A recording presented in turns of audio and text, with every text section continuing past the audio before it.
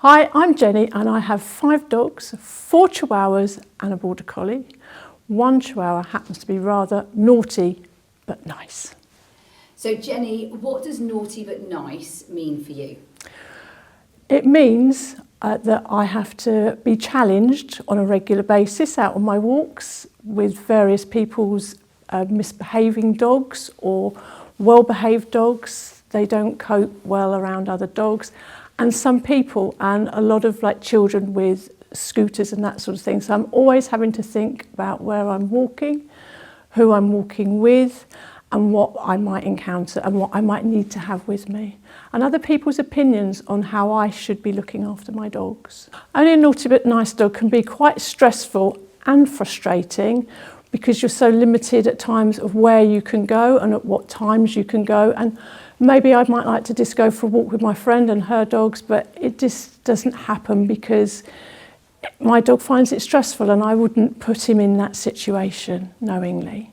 I absolutely love my chihuahuas and I wouldn't be without them, but sometimes it's really challenging when you go out for a walk and somebody else's dog will come over and I will pick him up and then I get a whole big lecture on why I shouldn't pick him up and I'm making him worse and I'm not helping him by picking him up.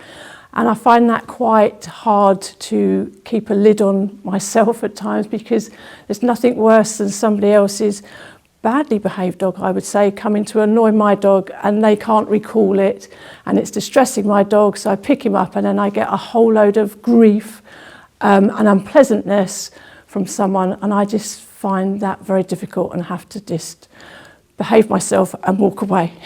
Some of the challenges of having a naughty but nice dog is on one occasion my dog has run off. Fortunately, he ran home, it was up a main road and a roundabout, but because he also has some sense, he walked all the way back the way we always walk and around the roundabout, and I've always trained him to sit at the side of the road, so at least he did that and made it home safely.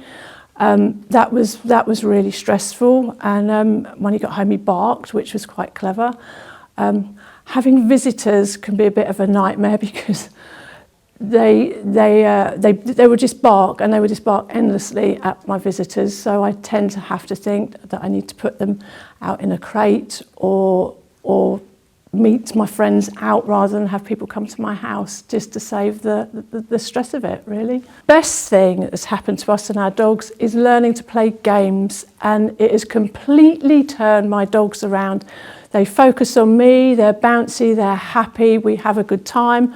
I compete with them and they're successful and we just have the best time ever, and they are such happy little dogs now.